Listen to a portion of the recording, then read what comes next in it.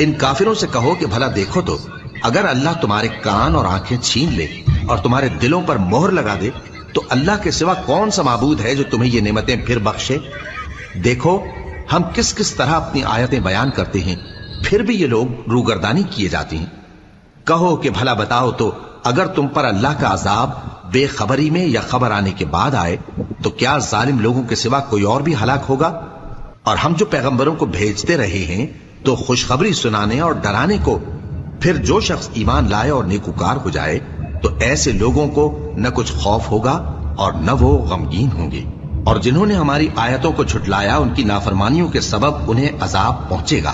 کہہ دو کہ میں تم سے یہ نہیں کہتا کہ میرے پاس اللہ تعالیٰ کے خزانے ہیں، اور نہ یہ کہ میں غیب جانتا ہوں، اور نہ تم سے یہ کہتا ہوں کہ میں فرشتہ ہوں۔